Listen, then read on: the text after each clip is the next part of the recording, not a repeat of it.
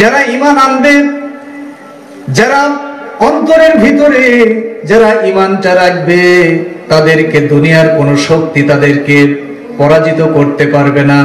আল্লাহর বান্দাটা জীবন দিবে ইসলামের প্রতি, সত্যের প্রতি তারা জীবন দিবে, কিন্তু কোনো সময় অন্যায়ের কাছে মাথা নত করবে না। তারাই হলো মুসলমান।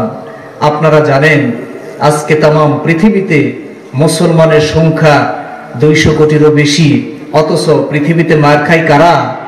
ফিলিস্তিন, কাশ্মীর, এই সব দেশে দেখবেন শুধু মুসলমানদের উপর আঘাত, নির্যাতন তামাম পৃথিবীতে।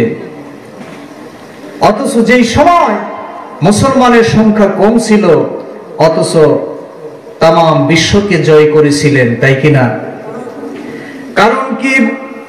হযরতে খালিদ বিন ওয়ালিদ তিনি কোন যুদ্ধে পরাজিত বরণ করেন নাই। তিনি যখন যুদ্ধের ময়দানে যেতেন, যাবার পরে একটা জ্বালাময়ী বক্তব্য দিতেন, কাফির বেঈমানদের কলিজার মধ্যে কম্পন হয়ে যেত। এইরকম 23টা যুদ্ধে কোন তীর তরোয়াল ব্যবহার করা লাগেনি, বলেন সুবহানাল্লাহ।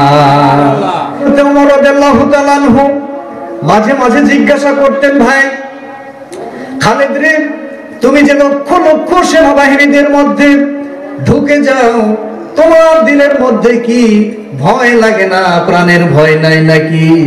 তোমার দিলের মধ্যে কি নিজের বিবি বাল বাচ্চার ভয় নাই নাকি? নিজের জীবনের ভয় নাই নাকি? তুমি যে লক্ষ লক্ষ সেনাবাহিনীদের মধ্যে ঢুকে যাও। হযরতে খালিদ বিন ওয়ালিদ বলতেন, ভাই ওমর রে, আমার হৃদয়ের মধ্যে আমার নিজের মায়াও আছে, নিজের মায়া নাই, নিজের জীবনের মায়া নাই, বিবি বাল বাচ্চার মায়া নাই।